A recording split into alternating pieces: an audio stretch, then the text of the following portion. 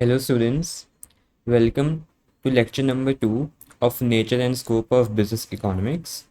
This chapter is chapter number 1 in the subject of Business Economics in CA Foundation. हमने first lecture में इसका unit number 1 cover कर लिया था जो है इंट्रोडक्शन। ठीक है, जल्दी से एक ब्रीफ रिकैप ले लेते हैं कि what have we studied till now in this unit and then will move on to the second unit. This chapter is mainly will focus on the second unit.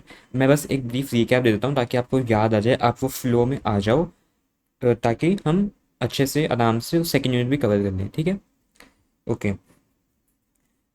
सो हमने फर्स्ट यूनिट में definition देख ली थी, definition of business economics, scope, which is divided into micro and macroeconomics, nature.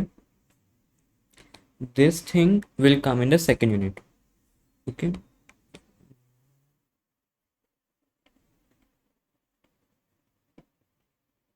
Okay. Now we'll move on. Yeah. Okay. So ये introduction हमने सारा देख लिया। तो these are very basic things. Just to recall, input side पे man material machine management, जिसको economist land labour capital entrepreneurship भी कहते हैं, राइट। आउटपुट साइड में हमें गुड्स और सर्विसेज मिलते हैं। गुड्स को हम consumer goods, producer goods, capital goods, private goods, public goods, merit goods में डिवाइड कर सकते हैं, नॉन मेरिट गुड्स में भी कर सकते हैं। और कुछ गुड्स ऐसे हैं जिनको हम नॉन ड्यूरेबल या सिंगल यूज़ या फिर ड्यूरेबल गुड्स में डिवाइड कर सकते हैं। These are the different categories. हर इकोनॉमिक एक्टिविटी का क्या पर्पस होता है, वाई आर वी कंडक्टिंग और why are we engaging into any business, any economic activity, what is the sole objective, or not, if not sole, rather the main objective, that is to create surplus or profit, right? Okay.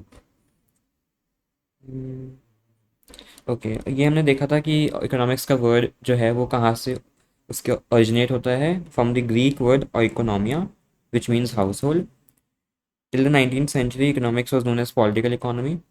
और book थी inquiry into the nature and cause of the wealth of nations in 1776, an inquiry into the nature and causes of the wealth of nations in the year 1776, which was abbreviated or commonly known as the wealth of nations by Adam Smith.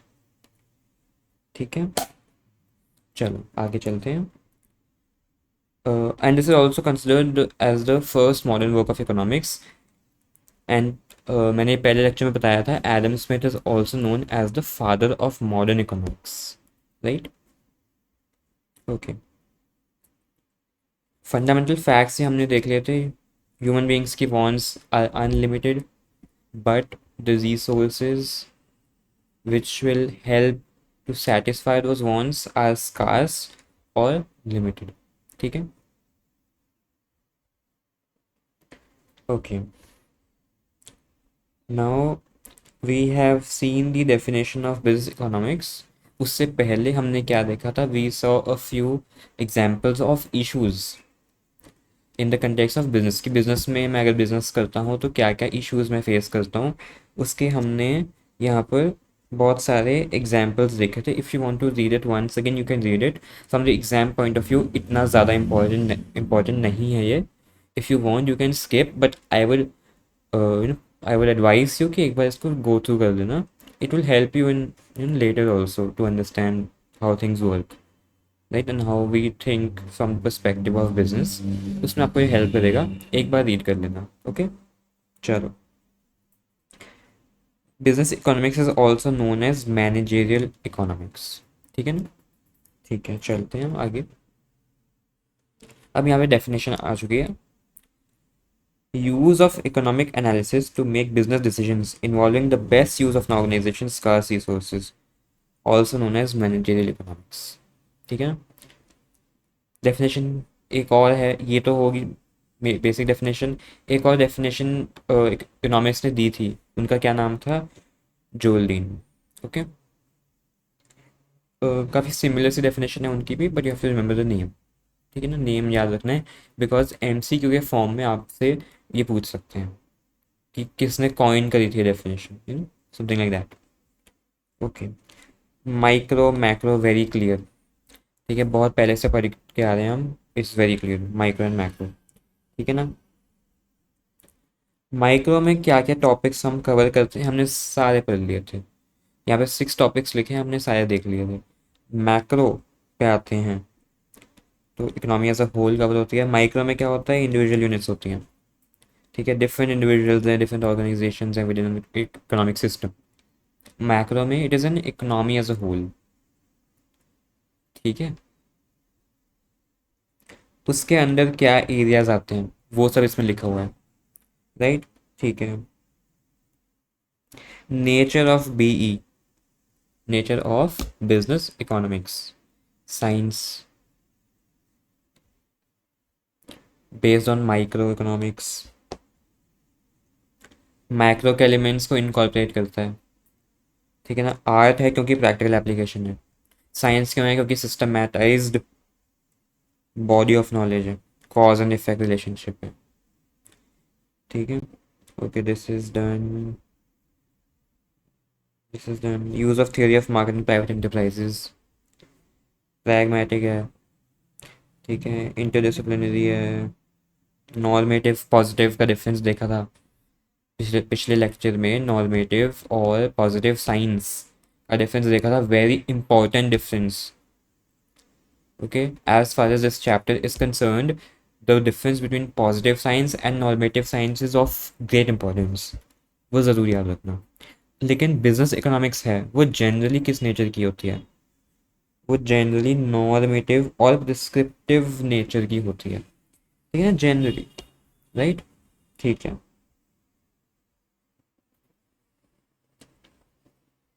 Scope देखा था हमने business economics का। We saw the scope, wide scope है। ठीक है, internal issues हैं, external issues हैं, वो हमने जब पिछली बार बात करी थी, मेरे बिजनेस से रिलेटेड इश्यूज़ हैं वो मेरे इंटरनल इश्यूज़ हैं। As economy as a whole, country as a whole कोई इशू है वो एक्सटर्नल इश्यूज़ हैं। ठीक है ना।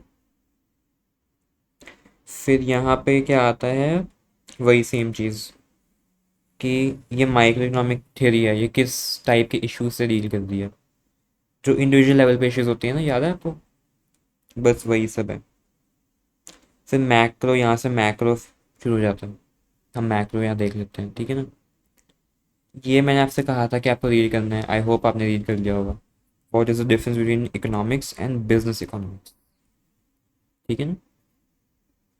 चलो, I think very basic difference, एक बार रीड कर लेना, बहुत अच्छे से आपको समझ आ जाएगा। बहुत बेसिक है। ठीक है। चलिए, यहाँ पे हमारा फर्स्ट यूनिट का रिकैप जो था वो खत्म हो चुका है, and now we are moving on to the second unit. Okay, चलो। Okay, moving on to the second unit. What is the name of the second unit? It is basic problems of an economy and role of price mechanism.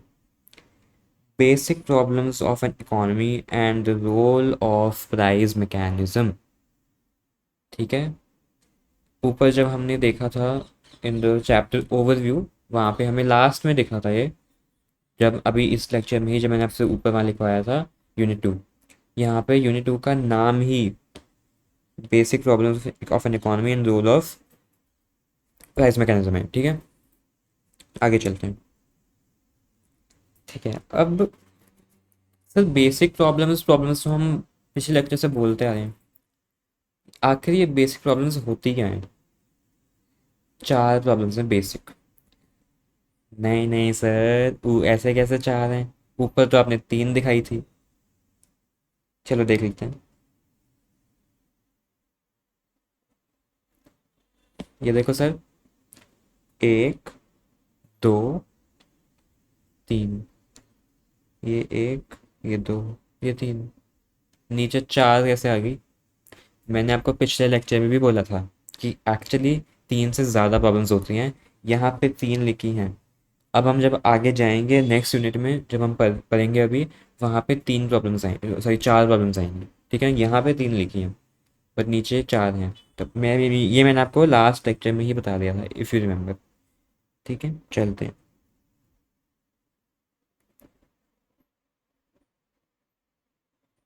Okay, So what are those four problems, which is also known as the central economic problem?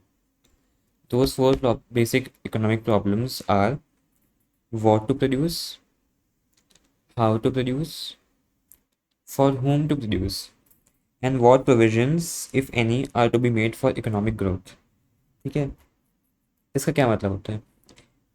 क्या produce करूँ, क्या करूँ produce में, कौन सी तरह का goods, कौन सी तरह के सर्विसेज प्रोड्यूस करूँ, कैसे करूँ, अगर गुड्स की तरफ जा रहा हूँ कौन से मेथड से करूँ produce, what is the technique of production which I should use.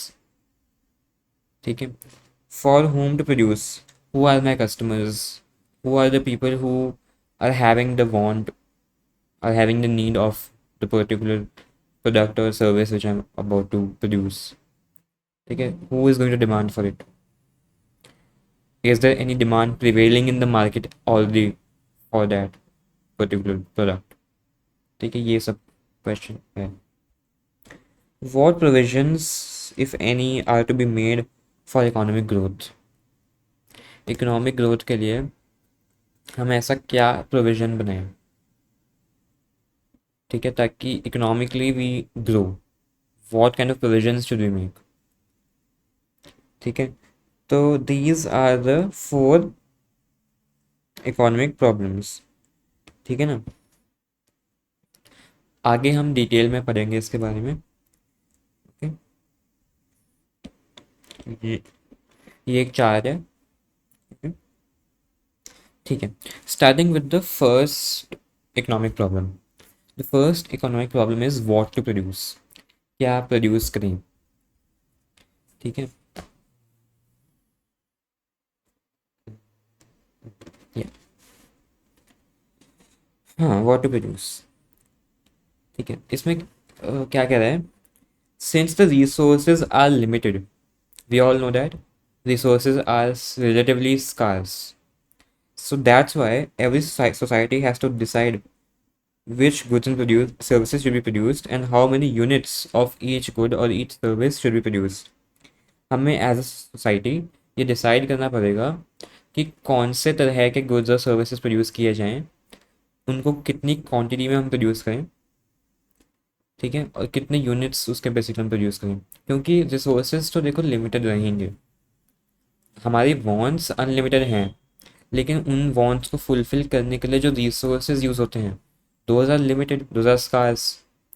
ठीक है, इसीलिए हमें बहुत लिमिट में एक प्रॉपर प्लान्ड सिस्टम के थ्रू डिसाइड करना पड़ता है कि कौन से तरह के गुड्स और सर्विसेज प्रोड्यूस किए जाएं और उनमें भी कितनी क्वांटिटी का प्रोड्यूस किया जाए.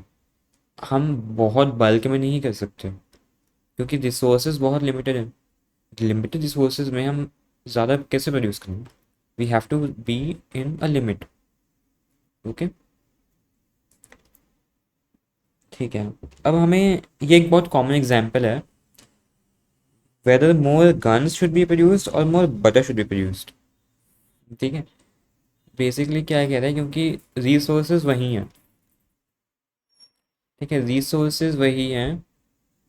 अब उन रिसोर्सेज से आप चाहे गन्स बना लो या बटर बना लो. ठीक है, or whether more capital goods like machines, equipments, dams will be produced, or more consumer goods such as cell phones will be produced.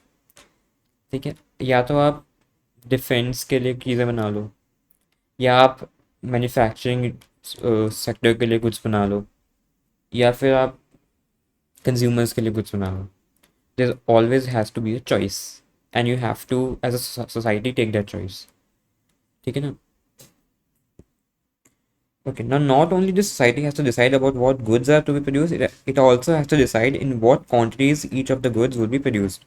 हमें सिर्फ ये नहीं सोचना कि इनमें से हम कौन सा ऑप्शन चूज़ करें, हमें ये भी सोचना है कि अगर हमने किसी पर्टिकुलर ऑप्शन को चूज़ कर लिया तो उस पर्टिकुलर ऑप्शन को कितनी क्वांटिटी में या फिर उसके कितने यूनिट्स हम प्रोड्यूस करेंगे, ये भी हमें सोचना पड़ता है. ठीक है ना. Okay, second question is how to produce. बहुत सारे टेक्निक्स होते हैं किसी चीज़ को प्रोड्यूस करने के। ठीक है, इन्होंने कॉटन क्लॉथ का एग्जाम्पल लिया है।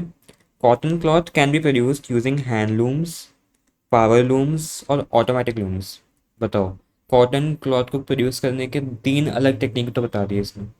हैंडलूम बता दिया, पावर लूम बता दिया, ऑटोमेटिक लूम्स बता दिया।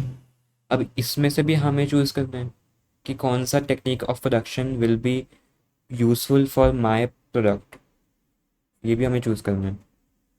ठीक है, क्या होता है ना कि जो हैंडलूम से प्रोडक्शन होती है उसमें ज़्यादा लेबर यूज़ होता है, क्योंकि यहाँ पे मशीन्स का तो बहुत कम रोल है। जब आप हैंडलूम की बात कर रहे हो वहाँ पे तो लेबर इंटेंसिव टेक्निक है ये। मशीन्स का यूज़ कम है, लेबर का यूज़ ज़्यादा है।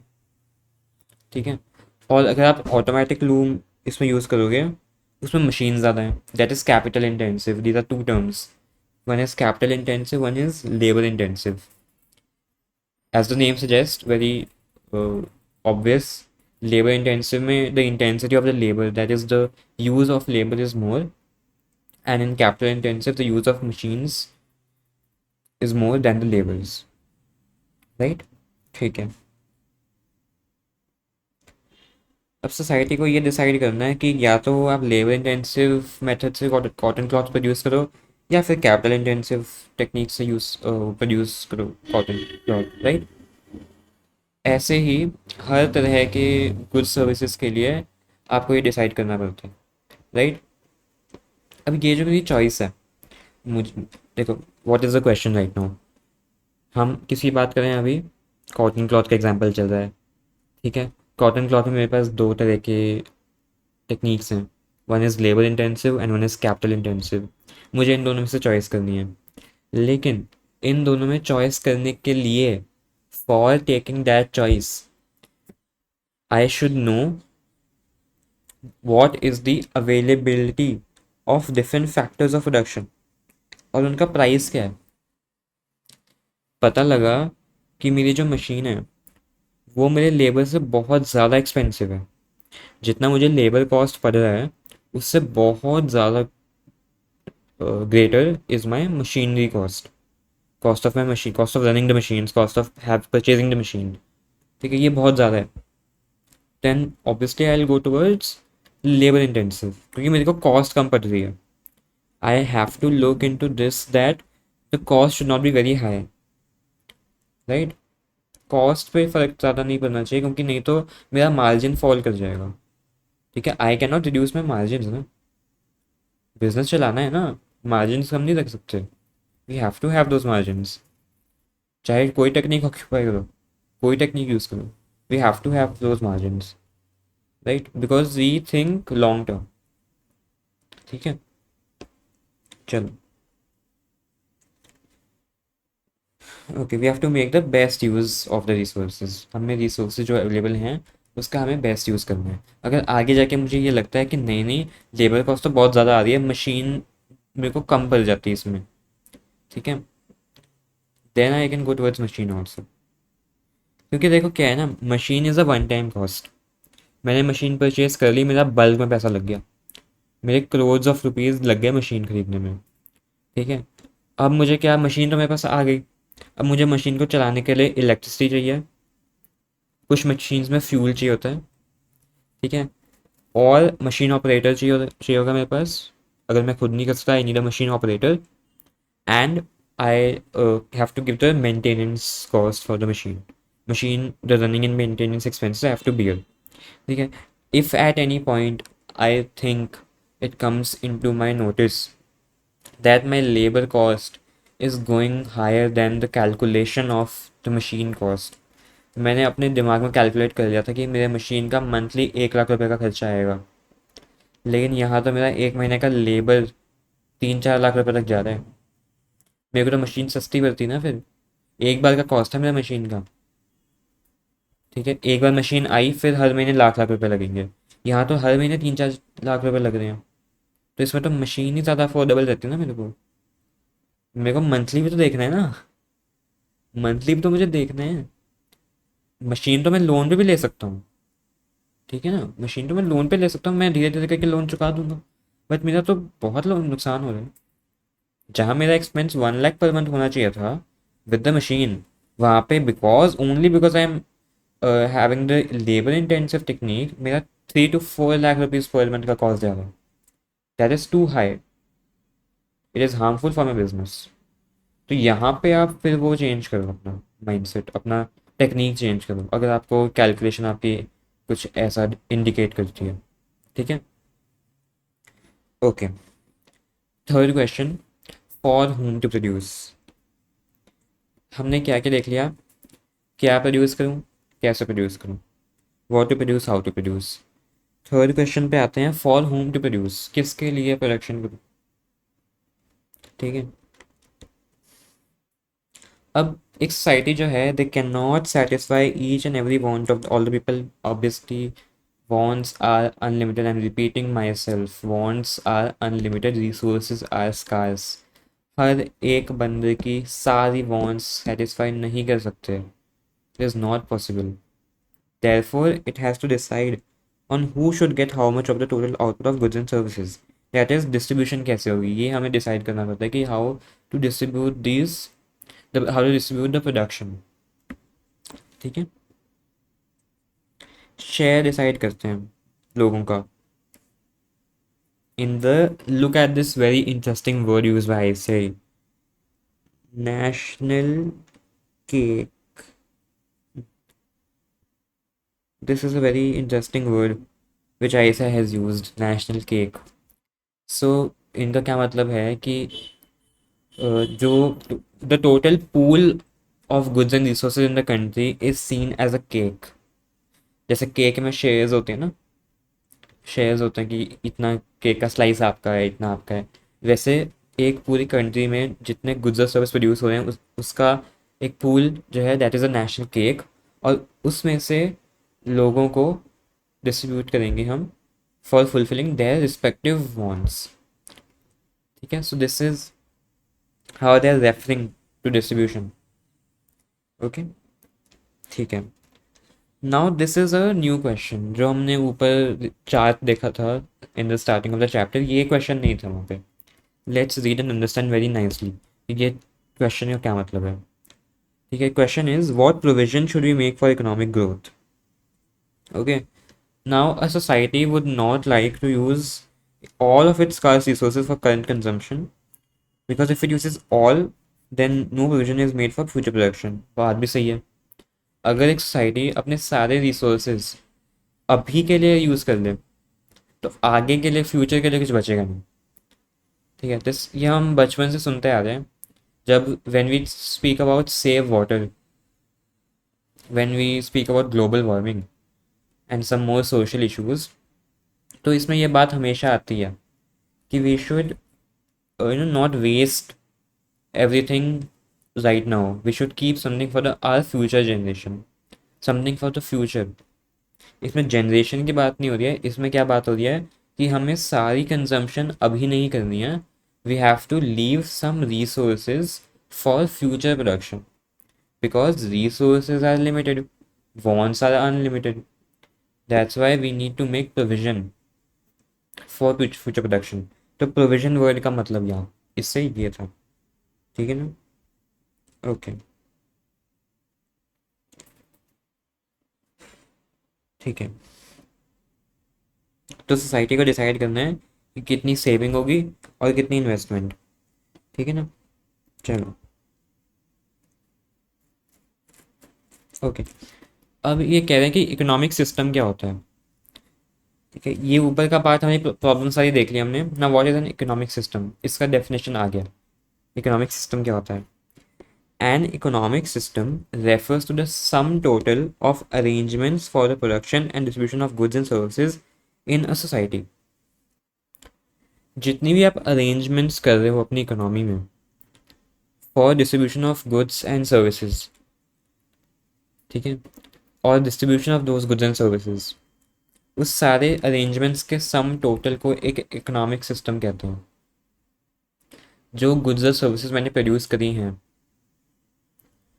वो मैं डिस्ट्रीब्यूट कैसे करूं. ठीक है. वो मैं डिस्ट्रीब्यूट कैसे करूं उसके लिए कोई अरेंजमेंट होगा, है ना. भाई कस्टमर्स तक जब कुछ सामान पहुंचाना है, किस तरीके से पहुंचाना है, कैसे उसको मार्केट में अवेलेबल करना है, उसका कुछ अरेंजमेंट तो होगा ना।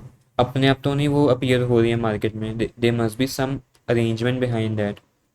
तो वो सारे अरेंजमेंट के टोटल को we call it an economic system. ठीक है, if you want to understand in different words, आइसा ने वो भी यहाँ पे करके दिया है।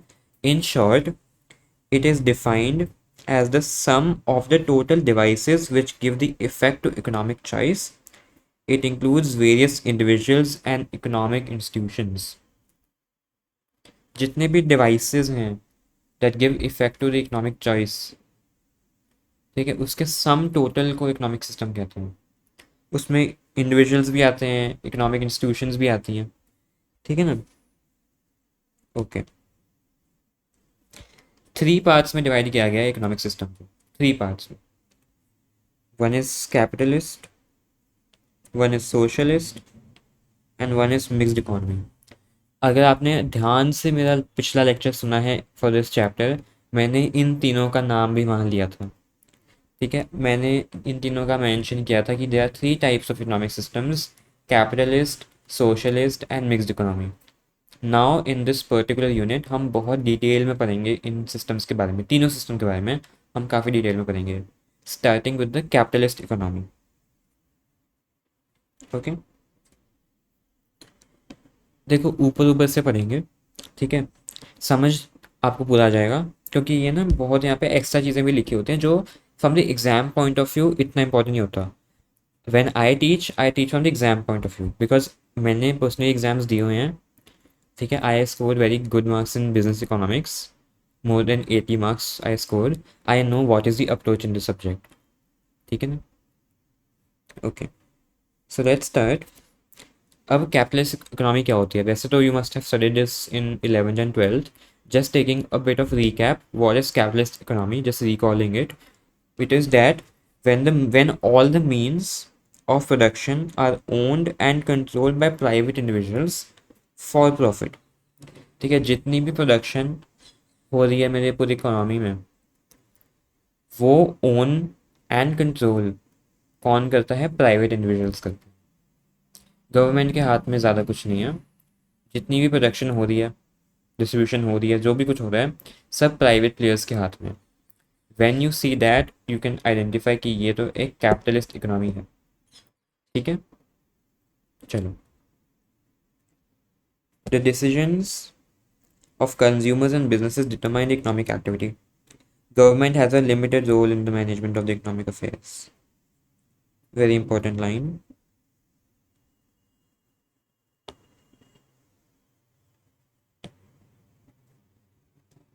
गवर्नमेंट का बहुत लिमिटेड रोल होता है, जैसा मैंने कहा। इनमें जब प्राइवेट प्लेयर्स के हाथ में चीज़ें होती हैं, government takes a step back, पीछे ले जाती हूँ, दे से यू हैंडल। ओके, एग्जाम्पल क्या है? US, south Korea, Hong Kong, completely capitalist economy. US तो बहुत ज़्यादा ही। ठीक है ना? लेकिन इसमें से कई सारे हैं जो प्योर फॉर्म नहीं है कैपिटलिज्म का। कई सारे हैं, सारे नहीं बोल रहे, वो कई सारे हैं इनमें which are not the pure form of capitalism but they show the features of being a capitalist economy. ठीक है,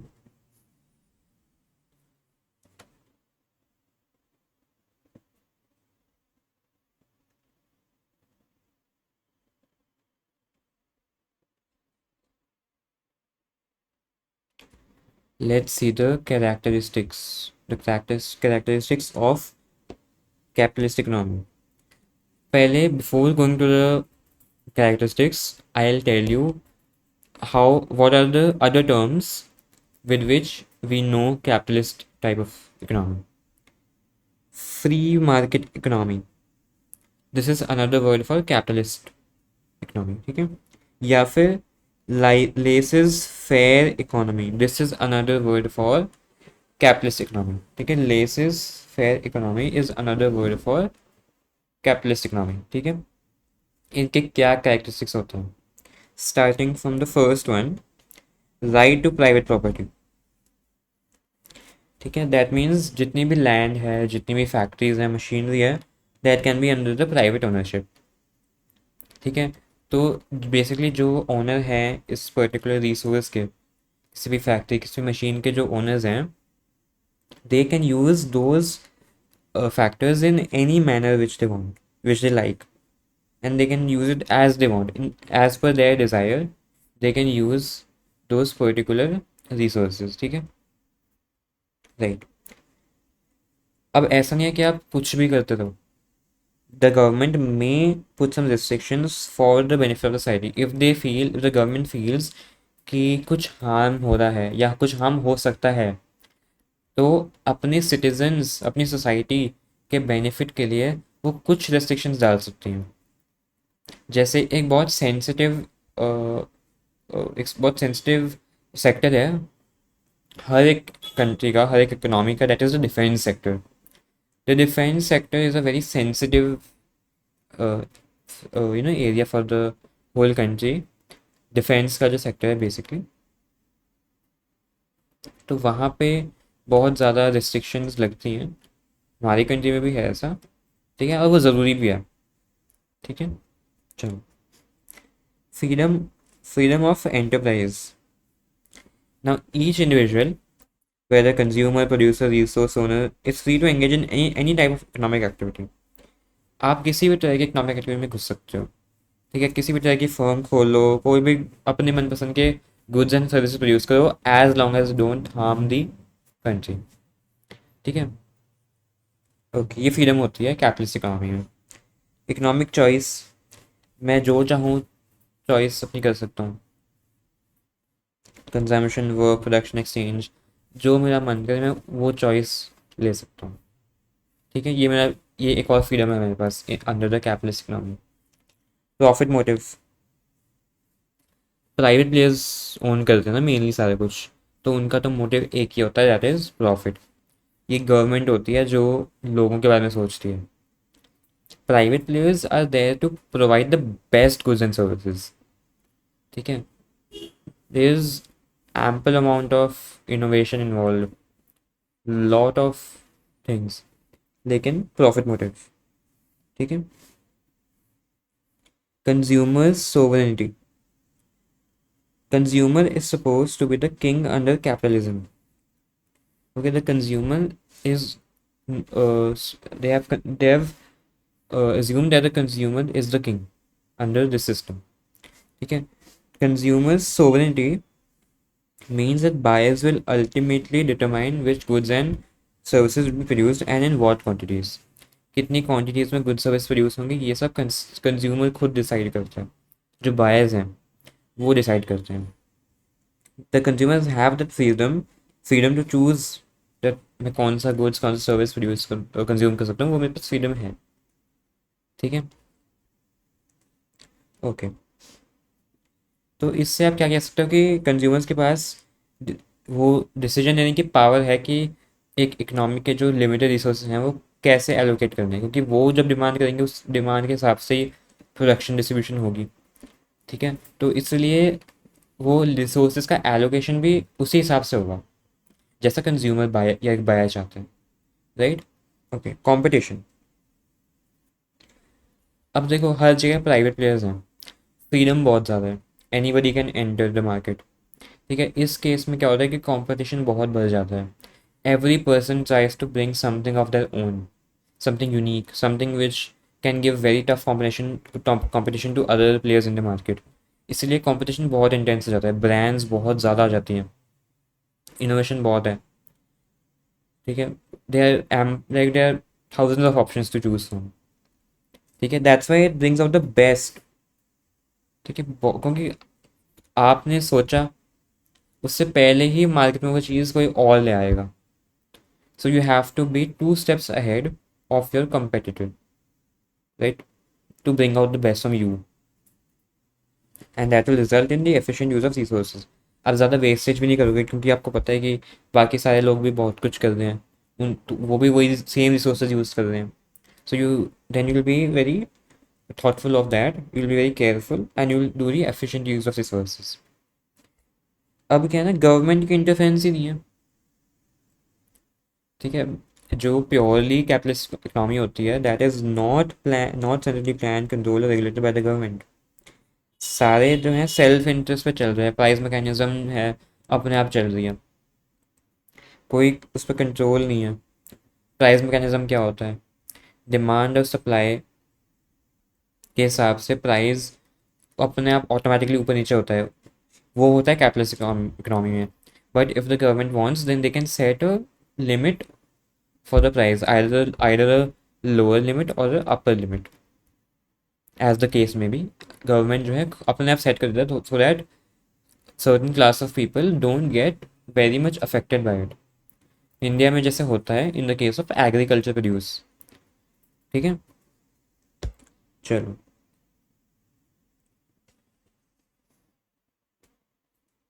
now how do the capitalist economies solve their central problems? कैसे सॉल्व करते हैं कैपिटलिस्ट इकोनॉमीज अपने problems, ये देखते हैं। अब उनके पास ऐसा नहीं है कि कोई सेंट्रल प्लानिंग अथॉरिटी होती है तो जो डिसाइड करती है उनके लिए। वो सोशलिस्ट के केस में होता है। सेंट्रल प्लानिंग अथॉरिटी एक बॉडी होती है, लेकिन वो जो डिसाइड करती है बेसिकली कि क्या कितना किसके लिए प्रोड्यूस करना है। लेकिन यहाँ पे तो प्राइवेट प्लेयर्स हैं सारे कैपिटलिस्ट इकोनॉमी में, तो यहाँ पे कोई ऐसी अथॉरिटी नहीं है। ठीक है, चलो।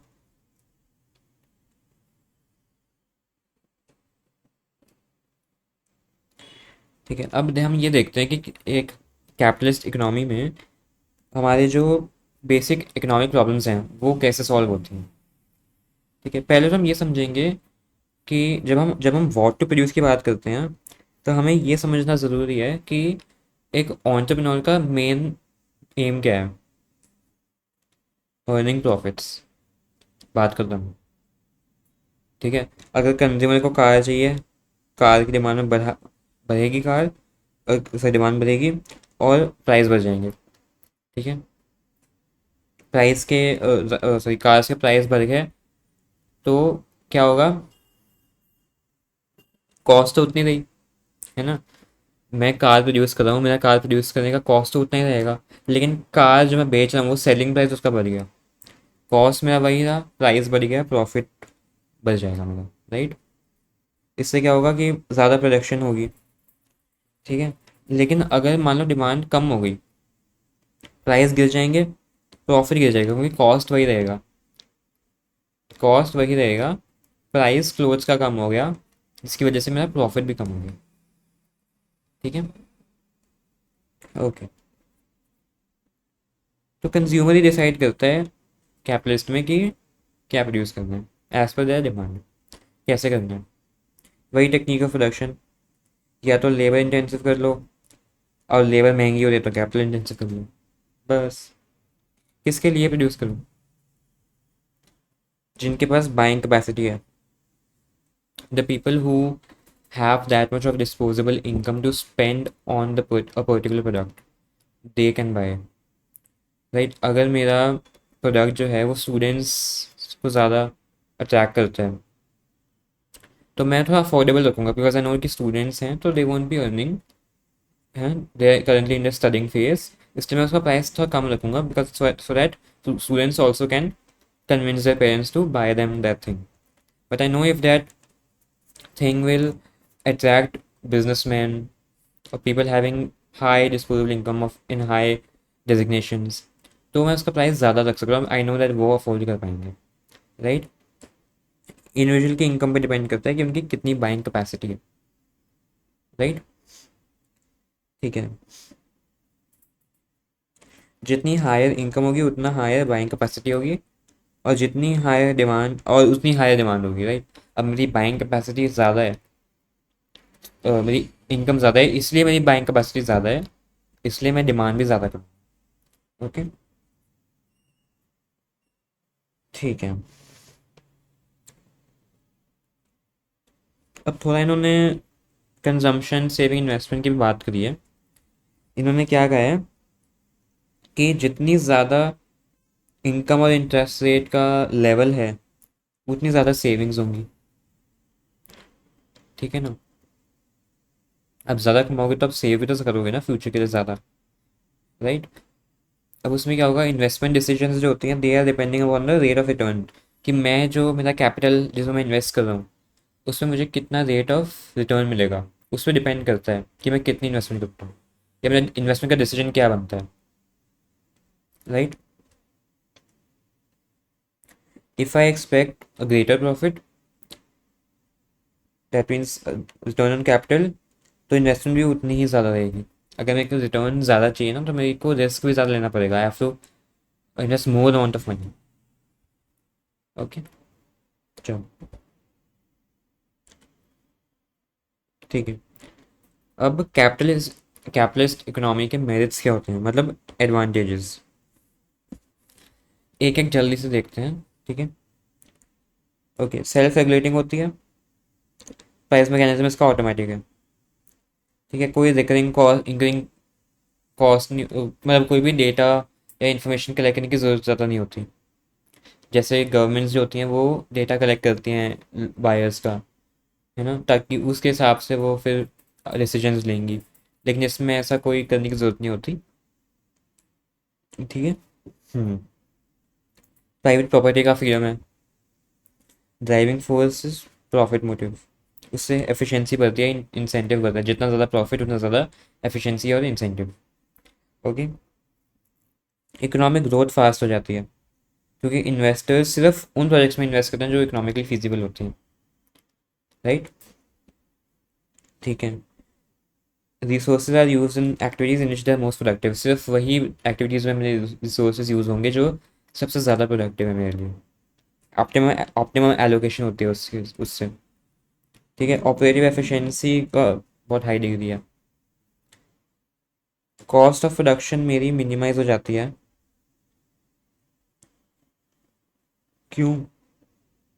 मेरी कॉस्ट ऑफ प्रोडक्शन क्यों मिनिमाइज हो जाती है? क्योंकि हर एक प्रोड्यूसर अपने प्रॉफिट को मैक्सिमाइज करना चाहता है, और वो ऐसे करना चाहता है कि कॉस्ट इफेक्टिव रहे उसके लिए। इसलिए मेरा प्रोडक्शन का कॉस्ट काफ़ी कम हो जाता है और प्रॉफिट बढ़ जाता है, ठीक है। इंसेंटिव मिलते हैं मुझे एफिशिएंट इकोनॉमिक डिसीजंस के लिए और उनके इम्प्लीमेंट करने के लिए भी, ठीक है। इसमें क्या है ना, कस्टमर का भी फ़ायदा है। पता है कैसे कस्टमर का फ़ायदा है? क्योंकि जब कंपटीशन बहुत इंटेंस है, तो every person tries to bring their best, जो हमने ऊपर देखा था अभी। इसीलिए कस्टमर का फ़ायदा है, अच्छी क्वालिटी के प्रोडक्ट्स मिलेंगे ना, चॉइस का फ्रीडम तो है ही, मैक्सिमम सेटिस्फैक्शन मिलेगी, स्टैंडर्ड ऑफ लिविंग बढ़ जाएगा हमारा, राइट। इनोवेशन और टेक्नोलॉजिकल प्रोग्रेस के भी इंसेंटिव्स देती है, बिजनेस टैलेंट आता है, रिसर्च डेवलप होती है, बहुत कुछ होता है, ठीक है ना। बाकी right of freedom, right of private property ऊपर देख लिया था। ओके, नाउ क्या है, capitalism rewards the man of initiative, जो इनिशिएटिव लेते हैं उन्हें कैपिटलिज्म रिवॉर्ड करती है, और जो इनएफिशिएंट है उसे पनिश करती है। इफ़ यू आर इनएफिशिएंट आपका काम नहीं चलेगा, but if you take initiative and you bring something unique, something innovative, तो आपको रिवॉर्ड मिलेगा उसका, ठीक है। एक डेमोक्रेटिक फ्रेमवर्क में काम करता है, ठीक है। It encourages the enterprise and risk taking और एंटरप्राइज को ये encourage करता है, और एक entrepreneurial क्लास को ये emerge करता है। People come and do more and more business, they become more and more entrepreneurs, so that they can take the advantage of the economic system, the rewards of the economic system, right, ठीक है। अब merits, हम अपने merits देख लिए। Now will move on to the demerits of capitalism. चलो, economic inequality बहुत ज़्यादा है यहाँ पे। जो थोड़े बैकवर्ड क्लासेस के लोग हैं in terms of income, who are not earning very much income, उनका थोड़ा सोचा नहीं गया यहाँ पे। थोड़ी सी इन इक्वालिटी यहाँ पे एग्जिस्ट करती है, थोड़ा सोशल इनजस्टिस है, ठीक है ना। Okay, there is presence of property rights और ह्यूमन राइट्स। ह्यूमन के राइट्स को भूल जाते हैं लोग, प्रॉपर्टी राइट्स के पीछे भागते हैं, ये एक नुकसान है इसका।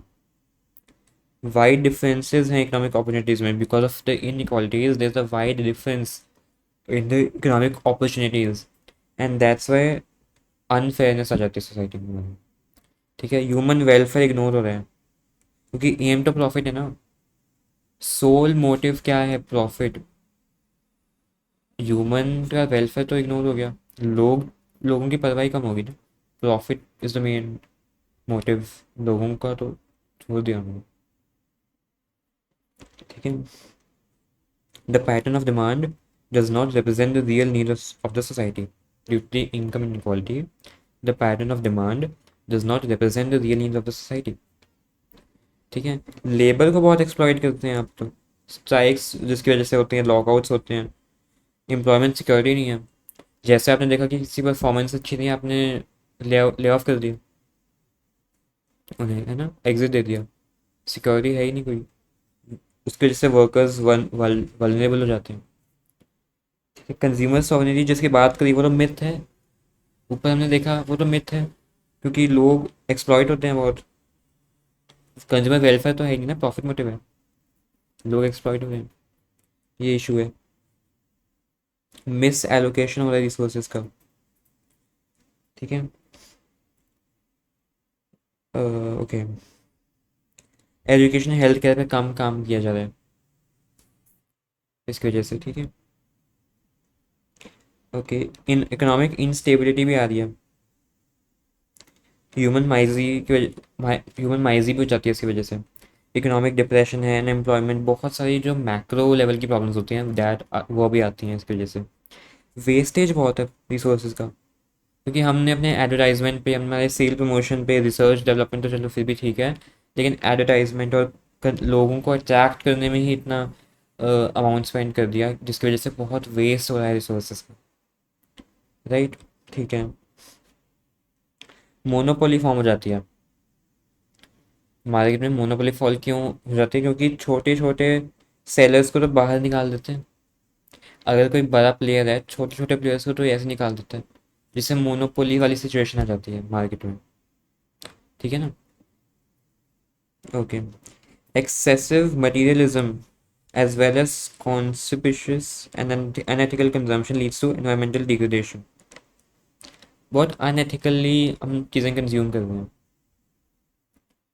बहुत ज़्यादा मटीरियलिज्म है चीज़ें, है ना, नेचर या एनवायरनमेंट को हम देख ही नहीं रहे हैं बिल्कुल भी, हम मटीरियलिस्टिक चीज़ों में इतना खो गए हैं इस इकोनॉमी में कि हम ह्यूमन वेलफेयर भी नहीं देख रहे, हम एनवायरनमेंट का डिग्रेडेशन भी नहीं देख रहे, we are causing a lot of harm to the environment just so that we can produce things which are material and fulfill our wants, right? Okay, ठीक है, now moving on to socialist economy। ठीक है, अब ये जो socialist economy का पूरा concept है, ये किसने दिया था? तो बेसिकली दो इकोनॉमिस्ट हैं, Karl Marx and Friedrich Engels. इन्होंने अपने वर्क द कम्युनिस्ट मैनिफेस्टो, जो कि 1848 में पब्लिश हुई थी, इसमें सोशलिस्ट इकोनॉमी का कंसेप्ट दिया था।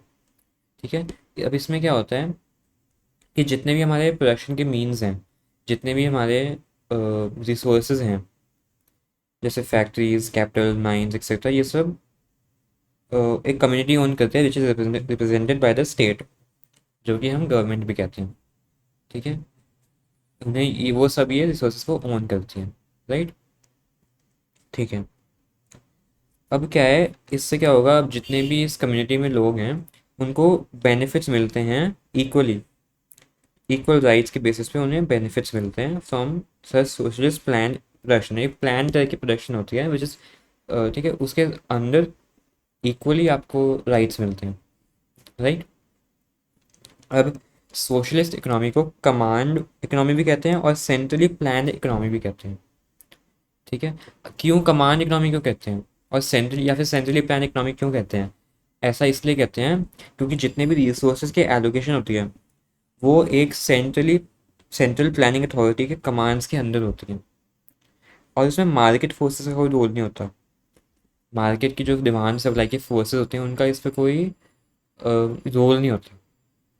ठीक है ना, क्योंकि हम क्या कर रहे हैं, हम वेलफेयर मैक्सिमाइज कर रहे हैं पूरी कम्युनिटी का हम वेलफेयर मैक्सिमाइज कर रहे हैं, इसीलिए यहाँ पे मार्केट फोर्सेस का कोई भी रोल नहीं है।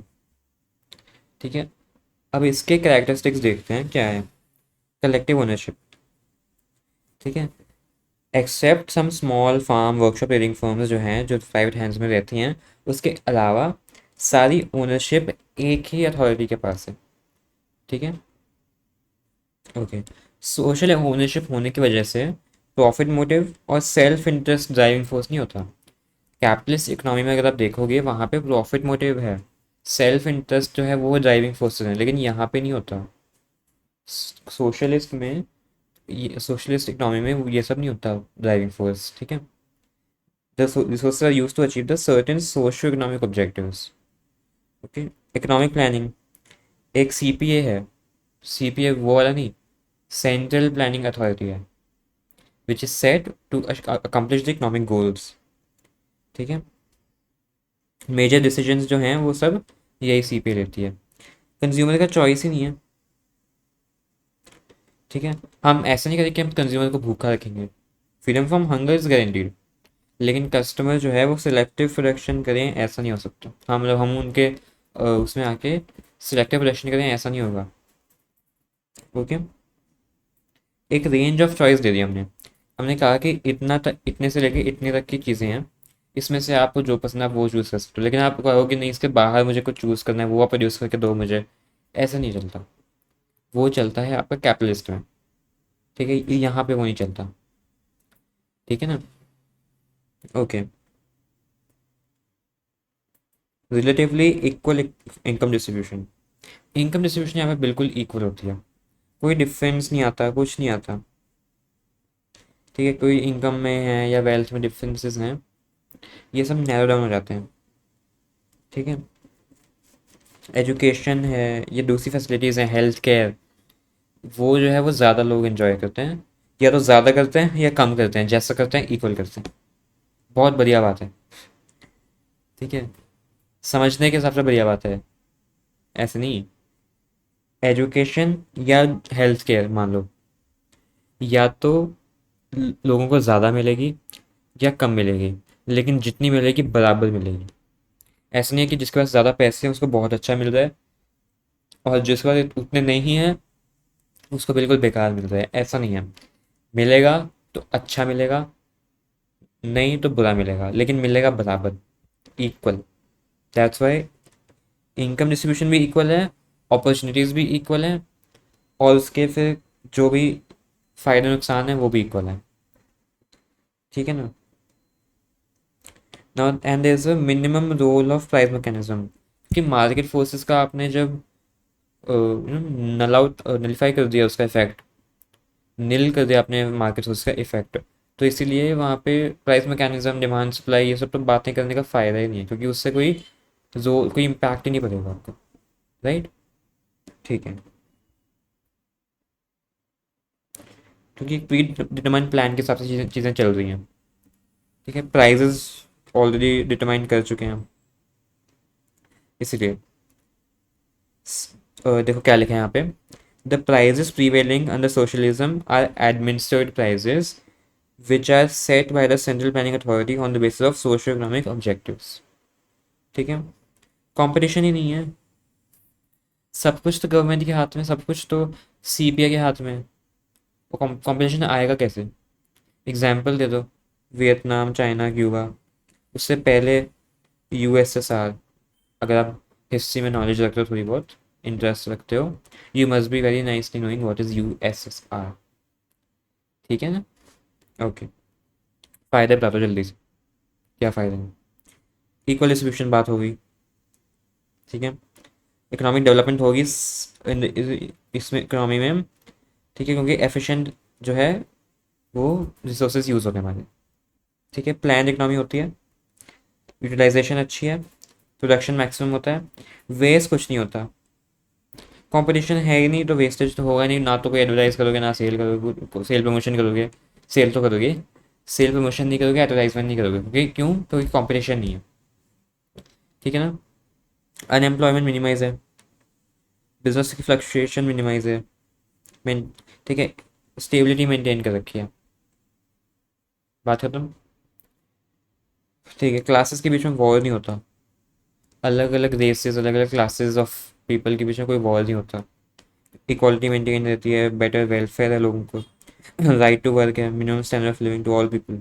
इंश्योर करते हैं हम, इंश्योर करते हैं कि आपको राइट टू वर्क है और मिनिमम स्टैंडर्ड ऑफ लिविंग आपको मिलेगी। If you are from any class, regardless of your status, regardless of your social strata, you will get the minimum standard of living। ये हम इंश्योर करते हैं। Labourers, consumer सब protected हैं from exploitation. ठीक है ना।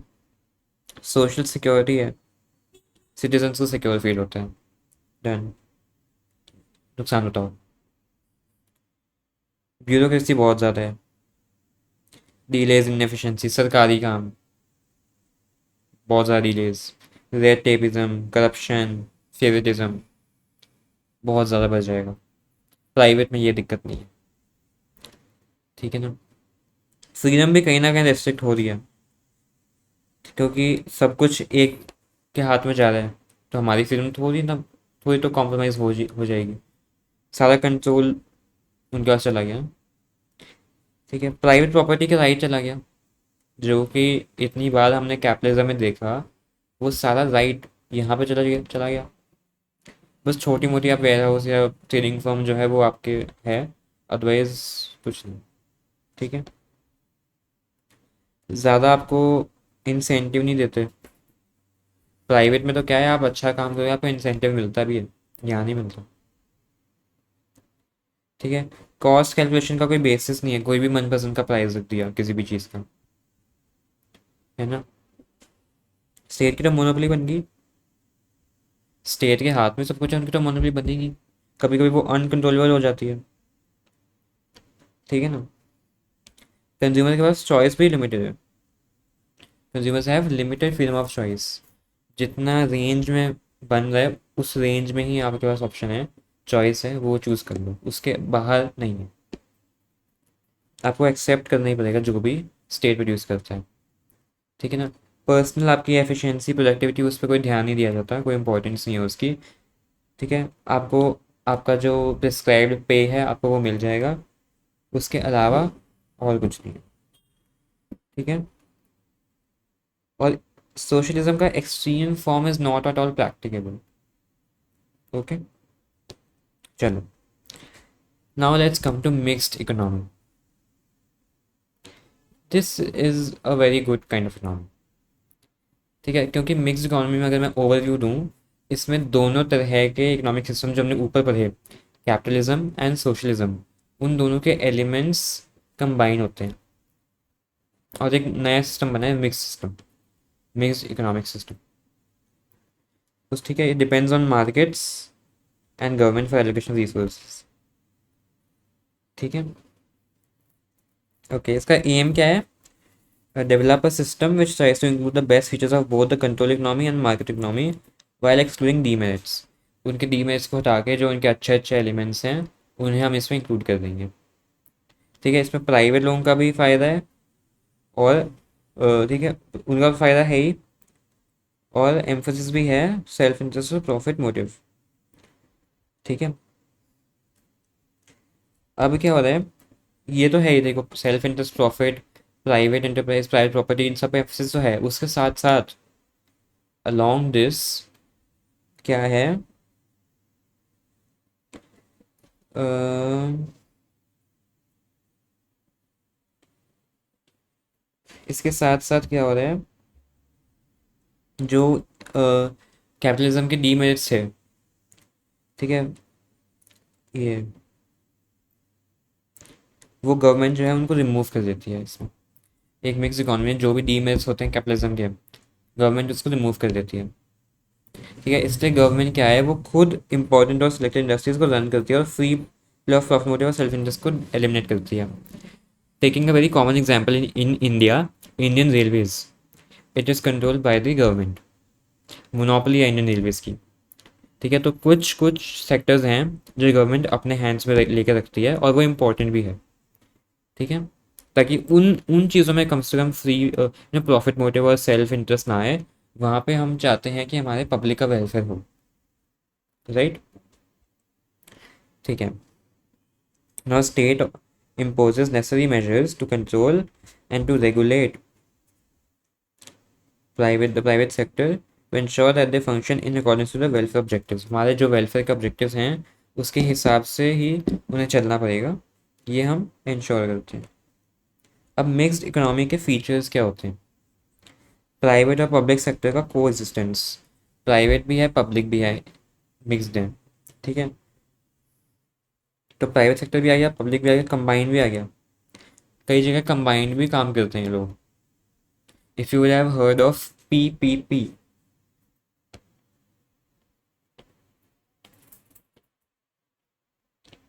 पब्लिक प्राइवेट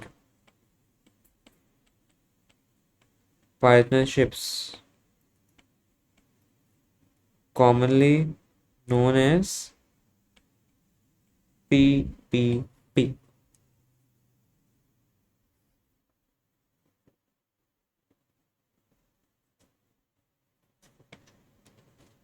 है, PPP, पब्लिक प्राइवेट पार्टनरशिप्स, ये बहुत कॉमन है।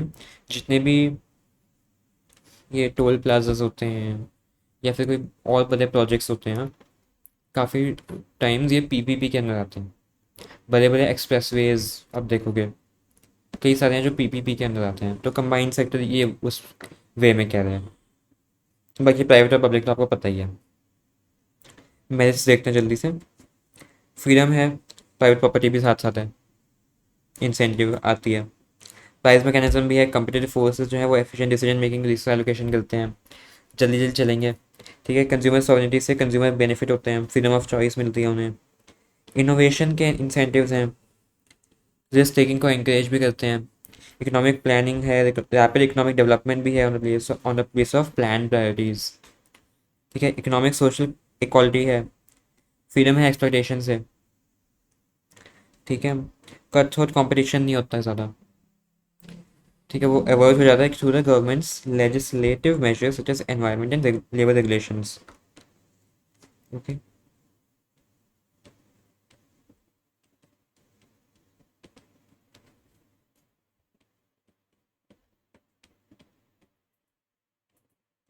if you would have heard of Competition Act 2002, this act actually looks into competitions की कोई गलत मीन्स तो नहीं यूज़ कर रहा, या फिर कुछ ऐसा तो नहीं हो जाएगा जिससे मोनोपोली क्रिएट हो जाए, because monopoly is not good for the country ना। किसी भी प्राइवेट प्लेयर की अगर मोनोपोली हो जाए मार्केट में तो कंज्यूमर्स के लिए भी और वैसे भी as a economy as a whole इतना अच्छा नहीं होता। ठीक है, this should always be some healthy competition. ठीक है, ज़्यादा बुरा कंपटीशन नहीं होना चाहिए कि हार्म पहुंच रहा है, लेकिन they should be healthy competition between companies, right. ठीक है, डीमेरिट्स क्या होते हैं इसके?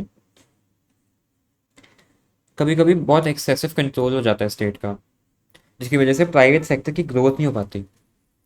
ठीक है, ये होता है।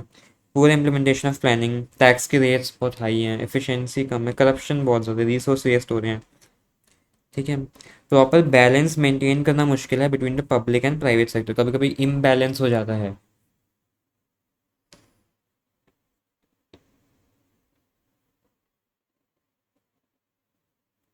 कभी कभी इम्बैलेंस हो जाता है between the public and the private sector.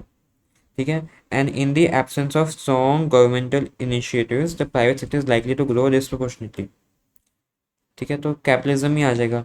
अगर आप अलाउ करोगे कि प्राइवेट प्लेयर्स बहुत ज़्यादा ग्रो करें और हम इनिशिएटिव कम लें, तो इससे तो कैपिटलिज्म वाली कंडीशन ही आ गई ना।